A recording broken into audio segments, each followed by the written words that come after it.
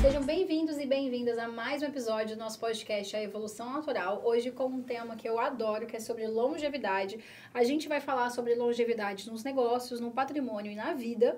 E a gente quer saber, né, como atravessar décadas com relevância, propósito e estrutura sem perder o prazer de continuar. E para isso, eu tô aqui com duas pessoas que eu gosto bastante, que é a Mari, que é a nossa sócia responsável do Wealth Management, e o Rodrigo Blanco, que também trabalha lá na parte, né, nosso sócio, e na parte de Portfólio Management. Sejam bem-vindos. Obrigada. Obrigado. Muito bom estar aqui. Mais uma vez, né? Porque não é só a primeira vez, né? Acho que já deve ser a terceira, sei lá. Bom, eu queria começar com uma pergunta bem direta para vocês. E aí, começando com a Mari, né? Vamos dar primeiro aí as mulheres. Por favor. O que significa longevidade para você, Mari? Longevidade, para mim, é tudo aquilo que você consegue dar um processo perene, onde você consegue pensar no curto, no médio e no longo prazo. Pensando são várias coisas que a gente pode falar de longevidade, mas é aquilo que para mim para de pé, que funciona, que ele é longevo e é palpável. É isso que é longevidade. Para mim, longevidade são duas coisas distintas, mas que levam ao mesmo caminho, que são as construções e são as pessoas. Se a gente pensa que a longevidade são relações, sejam na vida pessoal, sejam na vida profissional, a gente precisa sempre nos comunicar e estar próximo dessas pessoas, seja também as construções, quando a gente fala de grandes acontecidos, pegar exemplos, por exemplo, construir pontes ou construções civis, são coisas que estão aqui para, com alicerces, permanecerem para o resto da vida. Então, se a gente não começar bem e criar bons alicerces, de nada vale no longo prazo. Não tem longevidade, né? né? Não tem longevidade, exatamente. Legal. E tem algo assim que vocês fizeram lá atrás e que hoje vocês olham e pensam, isso não sobreviveria ao tempo? Eu acho que sim, né? Na época que eu comecei a trabalhar no mercado financeiro, a maneira como a gente se relacionava com as pessoas era uma maneira muito dura, muito difícil, né? Inclusive, não era muito amigável. E eu também, me sendo uma das poucas mulheres, era mais hostil ainda, né? Acho que as relações pessoais melhoraram muito, né? E a valorização das pessoas, a cordialidade, a forma de falar, eu acho que ficou mais evidente que você pode fazer as mesmas coisas sem precisar ser tão hostil como se era no passado, né? Então, tanto que é verdade que hoje em dia bullying, uma série de coisas que eram super normais no passado, né? Eram mega normais. Imagina, numa tesouraria de instituição financeira, assim, palavrões, falar de uma maneira mega agressiva com as pessoas fazia parte. E todo mundo achava normal, que era um horror. Se você para pensar, você fala, meu Deus, que ambiente E é um hostil. serviço, é sobre pessoas. Se a gente não tratar bem as pessoas, não tem como ser longevo, né? Não tem como. E, aliás, assim, vira e mexe, alguém ficava realmente muito sentido, pegava a bolsa e ia embora, né? E ia para casa, sabe assim? Então, as relações eram mais difíceis. Acho que hoje elas são muito mais cordiais, são muito mais suaves. E acho que, assim, quem ganha, na realidade, é quem tem um bom fundamento e consegue colocar um pensamento razoável de pé. É isso. Sem precisar gritar, sem precisar espernear, que era o que acontecia no passado. Que bom que isso não sobreviveu ao tempo. A gente não quer uma relação tóxica longeva. Não. É isso mesmo.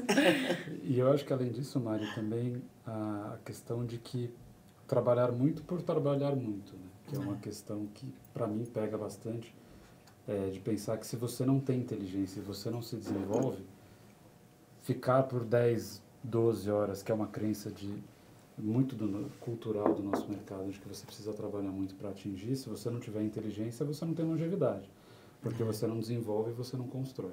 Então, eu acho que o princípio do esforço é importante. mas se você não usa da inteligência em conjunto, ele não serve muito, porque você não está desenvolvendo e crescendo.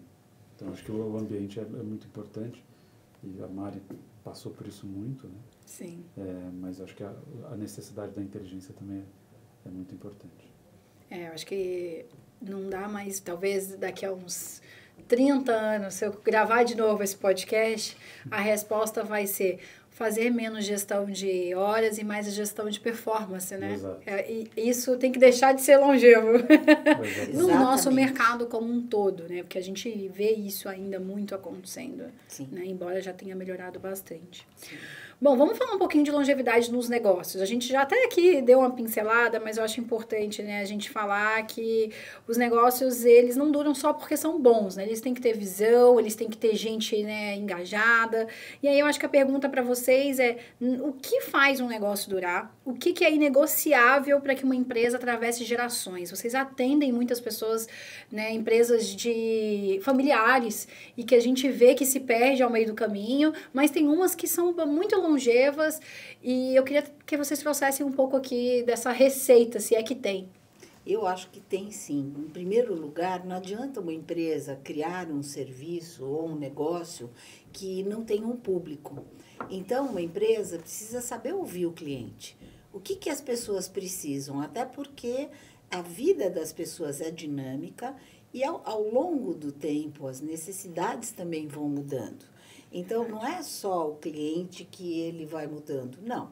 Quem presta serviço a estes clientes tem que ter a sensibilidade, tem que ouvir seus clientes e ir se adaptando à medida que o tempo vai passando. Então, não tem como uma empresa deixar de ser longeva se ela fizer isso, né? Fica para trás a empresa que não ouve o seu cliente e não atende às necessidades do seu cliente. Não se adapta, né, ao novo momento, né? Exatamente. Então, para mim, assim, as empresas, elas têm longevidade. Eu posso dizer com propriedade, até porque eu fundei uma empresa cujo modelo de negócio era diferente do que hoje nós somos e do que eu acredito. Era um negócio à base de comissão e que, no tempo, eu vi que estava errado, né? Por quê? Porque existe um conflito de interesse, assim, clássico, e que o cliente jamais teria a capacidade de dizer se aquilo que a gente estava apresentando era bom para a gente ou para ele, cliente. Então, o modelo de fee-based business, que é o modelo de você cobrar uma taxa de gestão... E que ainda é o predominante, né? É o predominante, é o transparente, é o que está alinhado com o interesse do cliente e que é o nosso modelo de negócio. Eu não vejo como isso não tenha continuidade, uma vez que você está do lado do cliente, alinhado Sim. com ele, né? Então, para mim, o foco no cliente, ouvir o cliente, estar alinhado com ele, é que faz com que qualquer empresa possa pensar no longo prazo com muita tranquilidade. Mara, acho que em cima disso também tem um outro ponto que há um desenvolvimento e há um caminho que o mercado segue, que é de ser fee-based, mas tem um outro ponto que eu acho muito importante, que é a responsabilidade. Claro.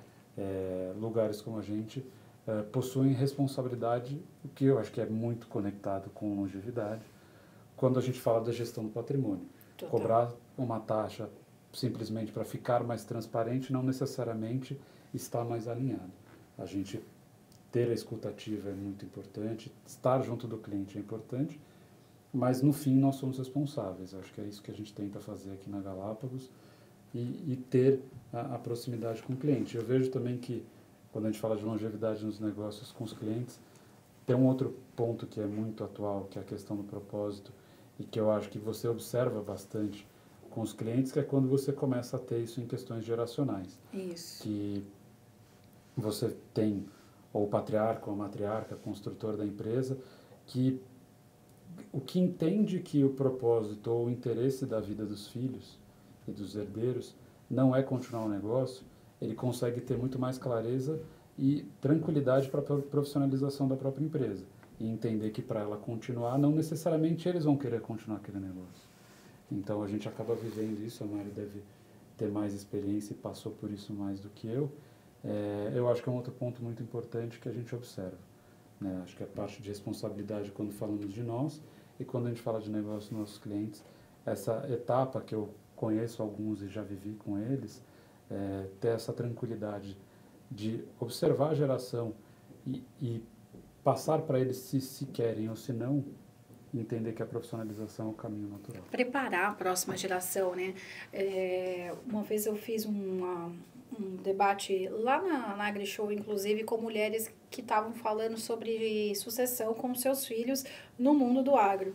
E elas falaram que há 20, 30 anos atrás, elas não tinham, elas não olhavam para isso, a família não olhava, e quando o filho ficava adulto é que se ia falar sobre. Isso mesmo. E aí, o que acontece? Ninguém quer assumir nada porque não foi criado, né, ali todo um território para aquela criança e aquele jovem em cima dos negócios dos pais. Deixa ele escolher lá na frente. Mas escolher lá na frente fica muito subjetivo, né? Acho que a preparação da geração próxima numa empresa familiar, e a gente vê isso, acho que a gente pode até citar aqui como exemplo, a própria família da CIMED, né? Quanto os filhos deles e os sobrinhos, todo mundo está envolvido desde cedo na empresa, visitando a empresa, trabalhando em algum projeto, porque aí tudo bem, se como adulto, depois de participar disso tudo, eu não quero, ok, é uma decisão, mas eu já acompanhei por muito tempo, né? E não deixar... A Deus dará, né? Mas você sabe que é interessante, tem casos de famílias que dá certo você trazer a família logo cedo e engajar todos num primeiro momento. E tem família que não dá, né? E tem família que não dá. Por isso que não tem receita, né? Não tem mesmo receita. Tem jovens que se você antecipa muito e você mostra o que a família de fato tem como patrimônio, isso desestimula completamente. Vira o herdeiro que não quer fazer nada. Exatamente. Nossa. Diz assim, aí ele senta, ele tem uma mesa, está na diretoria, tem 20 e poucos anos e ele não faz nada. Ele tem um computador e ele fica lá, né, no Instagram. É inacreditável, mas ele tem lá a sua mesada e esse é o início do fim. Esta empresa não vai ser longeva. Não vai ser longeva, né?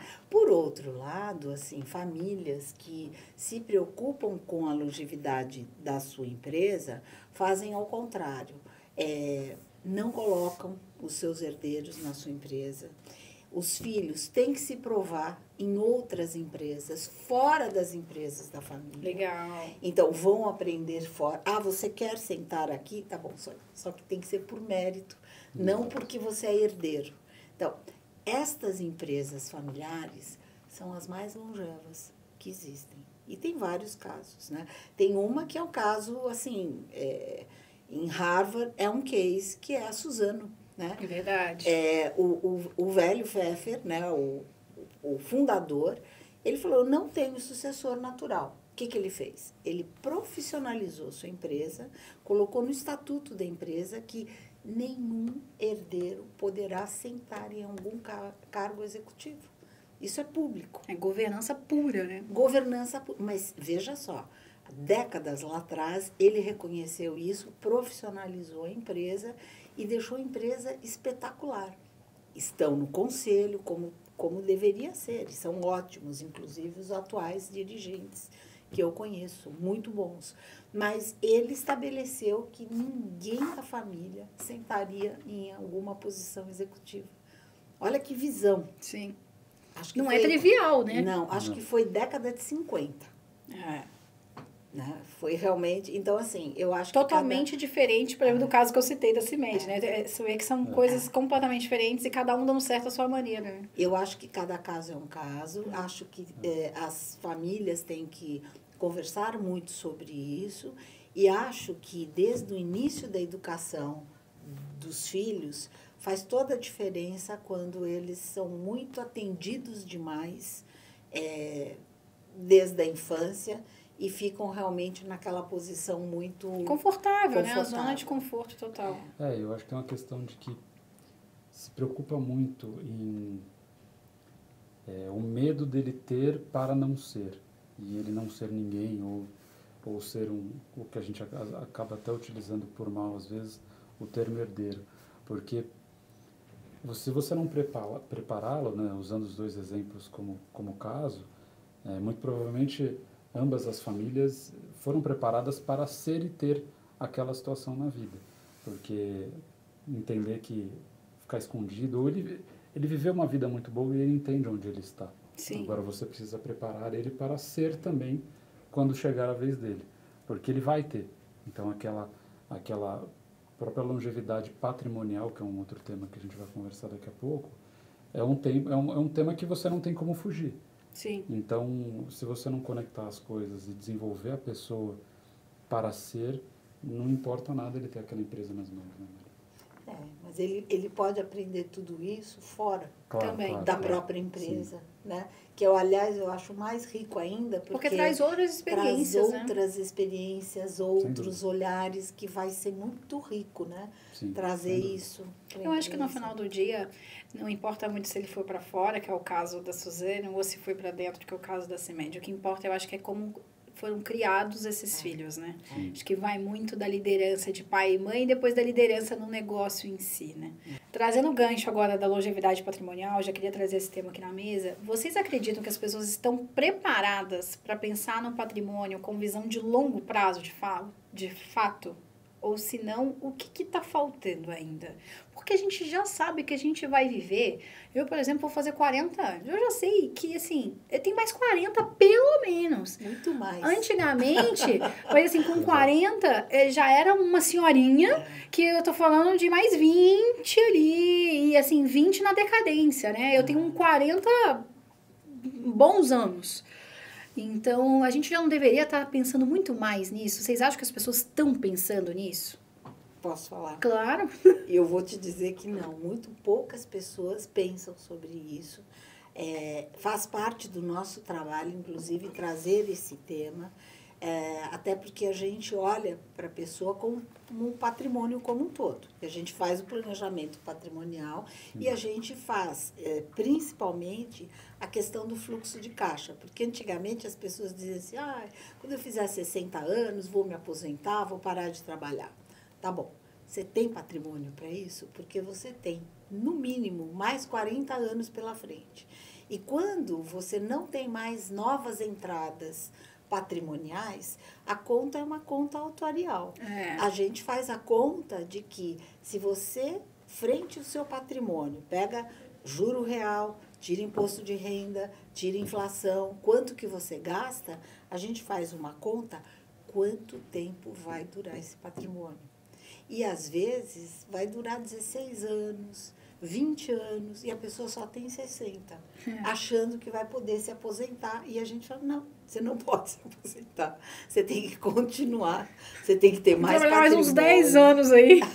Para você poder usufruir e viver do seu patrimônio. Né? Então, não acho que as pessoas estão preparadas, acho que as pessoas, culturalmente falando, sempre pensaram muito no aqui e agora, no curto prazo. Nós não temos a cultura do planejamento patrimonial, não temos. Eu vejo muito a gente falando de planejamento sucessório, que eu acho que já tá muito mais no discurso. Mas, assim, antes da sucessão, tem a sua vida inteira pela frente. Eu acho que a gente tem falado pouco, né? Assim, quando a gente olha, não tô falando a gente, Galápagos, né? Eu tô falando do mercado, as pessoas. Beleza, o que eu vou fazer para os meus filhos se eu não estiver mais aqui? Mas tá aí, eu vou viver até 90. O que eu vou fazer? Eu acho que a gente não tem pensado muito nisso, né? Então, mas a gente traz essa conversa, a gente mostra, a gente tem uma planilha que a gente mostra de uma maneira muito fácil. Porque aí quando a pessoa vê, até assusta, fala, puxa, não estava preparada para enxergar isso daqui. Então, aí você começa a endereçar e fazer um trabalho de médio e longo prazo. Né? Eu já tenho famílias que estão há mais de 20 anos conosco e que a gente vem fazendo esse trabalho e mostrando como é importante você fazer esse acompanhamento, porque a vida é dinâmica. Quando as pessoas acham que não, está tudo bem, está tudo certo, tem lá um casal que se separa.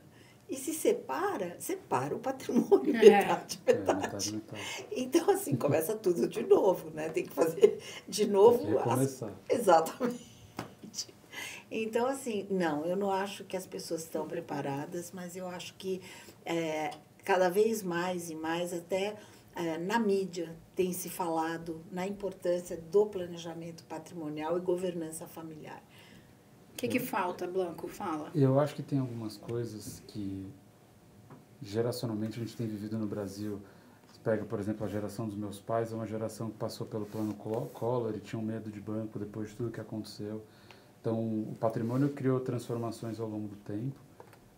E hoje eu vejo pelos clientes que a gente atende, o cliente que discute muito mais, que é a minoria, essas questões que a Mari comentou, que é o planejamento financeiro, o planejamento patrimonial, que é a parte que ele nos dá insumo sobre o que ele pretende para a vida dele.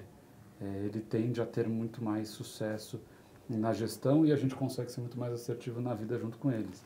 Hoje a pessoa quer sair, né, e é instigado por isso através das mídias, a sair do nenhuma poupança para direto para criptomoedas sem entender qual que é a jornada e qual que é a vida que ela vive. Sai do conservador direto pro agressivo e no meio do caminho tem tanta coisa, né? Porque deu mais ultimamente, né? O retorno foi maior, então vamos lá. E aí ele não consegue fazer uma visão de planejamento para a vida dele, né? Às vezes o cliente chega e inverte a pergunta para a gente, eu falo, olha, eu sou uma pessoa que me relaciono com as minhas receitas e o meu patrimônio de uma forma completamente diferente como você fez a sua, até porque não é uma receita de bolo, né, Mari?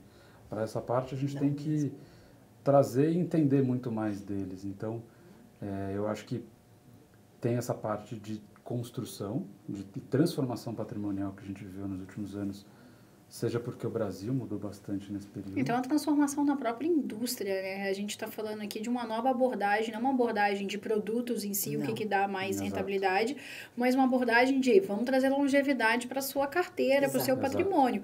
E ainda trago aqui, tem uma mudança de comportamento também muito interessante, que quando você olha as gerações mais novas, elas estão olhando muito para as experiências, né? O que é mais legal de fazer, como fazer, e aí você olha para a geração mais velha, ainda isso aqui é um imóvel, né? Palpável, esse é meu patrimônio, mas isso aqui, tijolo, mas isso não transforma em dinheiro e depois o cara também não consegue viver com aquele patrimônio que está imobilizado. Então, existe também as diferenças geracionais de comportamento. Eu acho que a nossa indústria, ela tem que se preparar para esse novo momento da população, certo? Sem dúvida. E isso passa por um trabalho de planejamento patrimonial. Não tem como ser diferente, porque a indústria toda fica muito focada nos investimentos financeiros. E as pessoas também ficam muito focadas, quanto que isso vai me custar? Quando, na realidade, o quanto vai me custar é o de menos, né? Porque quando você faz a relação do patrimônio como um todo e você vê qual é o padrão de vida que a família tem versus o patrimônio que ela tem, a despesa é muito mais importante do que isso não quer discutir, né? Não. Ninguém quer. Não. E acha que gasta menos, na verdade. Quando põe no papel é 2 vezes o que acha. A gente tem um formatinho onde a gente pega as principais despesas e as clássicas, né, que ninguém conta. Qual é a despesa de cartão de crédito? Nunca está lá, nunca, porque cartão de crédito engole despesas, né? E outras despesas, viagens internacionais, todo mundo esquece. Mas viaja 2 vezes por ano, bom, mas aonde que está isso aqui? Não está, não, isso é um extra. Não é extra. Tinha que estar orçado, né? Claro. E o cartão de crédito também tem que estar categorizado. Claro. Cartão de crédito não é uma categoria, cartão de crédito é um meio. E dentro do cartão você tem as categorias, né? Exatamente, mas não é visto dessa forma. Então as pessoas se enganam. Quando você pergunta qual é a média de despesa mensal, normalmente o que aparece é algo como 50% a 60% da despesa real. Por incrível que pareça. É assustador, né? Porque se a gente pensar que a pirâmide vai inverter, a gente está falando, né, que nós, no caso eu e você, Blanco, a gente vai chegar lá velhinho e não vai ter dinheiro. Não. Não mesmo, e assim, cada vez mais a gente precisa ter a conscientização do planejamento financeiro, né? Porque aí pega o nosso geracional, as pessoas querem discutir criptomoedas, mas não querem discutir que o patrimônio delas é no juro real. Se não for no juro real, não importa se sobe, né, 200%. Você gastou, né, usando esse exemplo, né, você gastou 300% do que você aumentou sua despesa em 300%. Você pode ter lá todo o seu dinheiro em criptomoeda, do jeito que você quis, e se subiu 100%, você perdeu dinheiro de um ano para o outro. Sim. Você destruiu o seu patrimônio. Sim, então... e tem que olhar, tem que mergulhar na despesa, né? Mas o legal de tudo isso é que Eu sempre falo que quando você lida com ciências exatas, é maravilhoso, porque você enxerga isso, Sim. né? Exato. E a gente, na realidade, faz para que a gente entenda o cliente. E a gente mostra esse trabalho. E aí ele consegue se enxergar de uma maneira completamente diferente. Assim, transforma, né? Então, quando a gente fala em longevidade, se não tiver longevidade patrimonial, não qual é a consegue nenhuma segurança? outra longevidade. Então, você não vai envelhecer saudável, então, você não vai envelhecer bem com a sua família, isso. porque o dinheiro, ele permeia todas as suas... Ele dá essa estabilidade. É. Sem o patrimônio, você não tem essa estabilidade. E eu sempre digo, eu até estava falando para o Blanco, né, que para mim são 3 saúdes que são inegociáveis, que é a saúde física, a saúde mental e a saúde financeira. Se você não se uma delas faltar, esse tripé não vai. não para. Verdade. Bom, e em cima disso, só claro, completando o que a Mari comentou, sai muito em cima da riqueza, patrimônio, etc., sai um livro interessante sobre isso no começo do ano, que é sobre os 5 tipos de riqueza, que você começa a discutir que riqueza patrimonial é somente um dos pilares para o restante, que é um pouco do que você comentou das gerações. Acho que a gente tem adaptações ao como se constrói o patrimônio e também a como se olha para isso. Né? Você tem a riqueza social, a riqueza de saúde. Então, é um livro bem interessante para discutir, que parece ser, assim como muito o restante do patrimônio, uma parte psicológica, você olhar para o resto da sua vida e não somente o dinheiro que você tem guardado. Na verdade, até a gente fala aqui na Galápagos, né? Eu, enquanto marketing, a Mari sabe muito bem disso, e a gente fala em 5 pilares, né, para chegar na longevidade. A gente fala de conexões, que são os relacionamentos, e que entra muito hoje em dia no que até o SXSW falou, que é a saúde social. Né? Aí você fala de integração mente e o corpo, né, que é a questão da saúde física e mental, não tem como. Saúde financeira, por óbvio, permeia todos. Conhecimento, você tem que estar o tempo todo buscando novos conhecimentos, porque o mundo tem mudado muito rápido e você tem que se adaptar e estar ali inserido no contexto com novos conhecimentos. E cidadania. Tem que ter um olhar para o outro, um olhar para o planeta. Então, esses 5 pilares é o que, de fato, vai fazer a gente chegar na longevidade. Mas dinheiro é o meio para isso tudo. Então, a gente não pode nunca pensar... não deixar de pensar nessa parte financeira, né? E aí, indo para nossas últimas perguntas, e aí eu queria fazer essa pergunta primeiro para você, Blanco. Envelhecer te assusta ou te estimula? Como você está lidando com a passagem do tempo? Bom, os cabelos brancos vieram cedo, né? Mas me estimula, eu acho que ter o privilégio de envelhecer é extremamente importante, porque com ele vem experiências e conhecimento. A gente, ao longo do tempo, começa a perceber que quanto mais o tempo passa, mais a gente conhece sobre a vida e sobre as coisas. Então, e sobre a gente mesmo, né? Exato. Então, assim, não tenho aquela preocupação de que meu tempo passou. Como você falou, o envelhecimento é cada vez mais tardio e a gente consegue, com riquezas de saúde e cuidando da própria vida, ter uma tranquilidade para envelhecer tranquilamente. Então, para mim não preocupa nem um pouco e, na verdade, eu fico muito, muito satisfeito por poder ter essa oportunidade. E Mari, você que já está um pouquinho mais do que a gente. O que te dá prazer em continuar, né? O que ainda te move? Porque você está aqui, é uma inspiração para todas nós, já te falei isso várias vezes. Você está aqui todo dia, trabalhando, né? Há alguns anos atrás eu falaria, nossa, sei lá, com 65 anos quero aposentar. Você já passou disso e está aqui entregando e brilhando. E sabe o que é? Quando você chega na maturidade, você enxerga as coisas com outro prisma. É outro óculos, né? É outro óculos. Você, assim, aquela angústia, aquela ansiedade de jovem, você já não tem.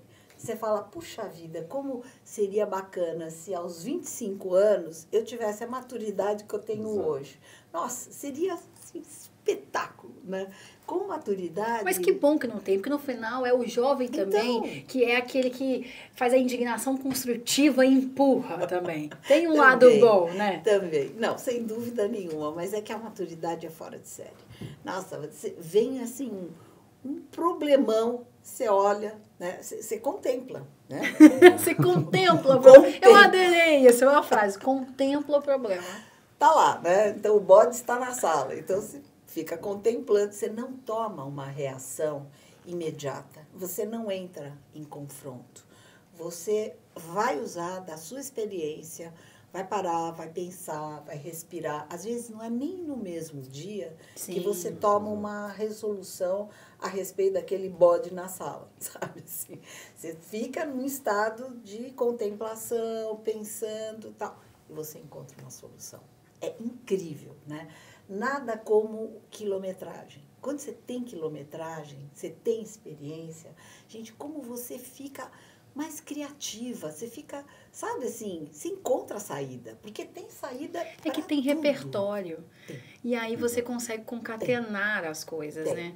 né? Eu sempre falo isso para o time, e repertório, mas o repertório geracional que a gente vive aqui na Galápagos, por exemplo, é incrível.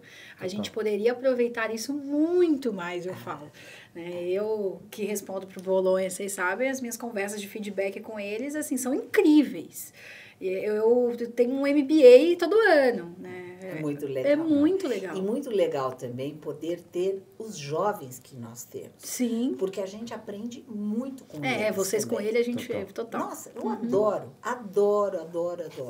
Eu acho que o mix, né, de pessoas com mais senioridade, com os mais jovens, faz uma combinação, assim, não só essa, homens e mulheres. Sim, né? Diversidade de experiências, de gênero, de tudo. De tudo. Essa diversidade é muito rica. Né? Então, assim, para mim é um show. E eu acho que também um pouco mais do estímulo do envelhecimento é você poder olhar quando você era jovem e conquistar as coisas que você, se a gente fala principalmente da parte de planejamento financeiro, negócios, a Mari pode falar muito mais disso do que você, até pela trajetória de sucesso que ela viveu, mas a gente olhar e falar, puxa, tudo que eu pensei que eu ia conquistar em 3 anos de carreira, demora muito mais tempo do que isso e você consegue fazer tudo isso. Sim. Então, o envelhecimento é uma parte muito importante de você desfrutar das próprias conquistas, né? A gente vai desfrutar com calma, né? Contemplando, como ela está falando, até o problema. Exatamente. Então, eu acho que a disciplina e a consistência são partes que convivem muito bem com o envelhecimento. Então, para mim, são pontos extremamente importantes. Muito bom. Para encerrar, quem está nos ouvindo, quem quiser evoluir, durar, chegar na longevidade, seja no negócio, como marca, como pessoa, precisa ouvir o que hoje de vocês? Além de tudo que já ouviu aqui nesse podcast. Perseverança, resiliência e muita vontade de aprender. A curiosidade que eu estava falando. Exato. Curiosidade. Simplesmente querer entender mais. Assim, eu sou uma pessoa curiosa por natureza. Então, nunca assim puderam dizer para mim, olha, tal coisa é assim porque é assim. Eu não entendo, é assim. Eu quero entender por que é assim. Por quê? Né? Então, acho que uma das palavras que eu mais falei na vida foi o porquê. Então, é isso. E você? Eu acho que junto com isso, que eu comentei agora há pouco, você ter disciplina, o que eu falo sempre para os meninos que chegam aqui, é de saber onde eles querem chegar. Às vezes essa desconexão de quem você é, com o que você espera para a sua vida, é uma coisa que você precisa ter claro com você mesmo. Não dá para viver a vida, deixa a vida me levar, né? Tem que ter um mínimo de norte. E isso é o ponto mais importante para quando você envelhecer, para quando você pensar na sua longevidade, você não precisar fazer correções de rotas excessivas ou frustrações ou outras coisas que você vai viver no caminho. Então, se você tá tranquilo com você mesmo, trabalhar, ter disciplina, continuar, que vai dar tudo certo. Então, e principalmente no nosso mercado, e até em São Paulo, que é uma cidade cafeinada, né? Eu falo que é cafeinada. Você tá vivendo o dia sem nem perceber o que você tá vivendo. E quando você vê, passaram-se alguns anos. E aquilo ali, como você tá mesmo falou, tiveram que ter outras rotas para você, de fato, chegar onde você gostaria de ter chegado. Então, assim, já começa pensando agora. Pode ser até que você ajuste, mas só o fato de você pensar vai te dando caminhos, né? Você sabe que, pegando esse gancho, que eu adoro esse gancho, porque eu digo sempre para os jovens que eu faço mentoria, você não entra num táxi e não dá o endereço para o motorista. É isso aí. Você não vai chegar em lugar nenhum.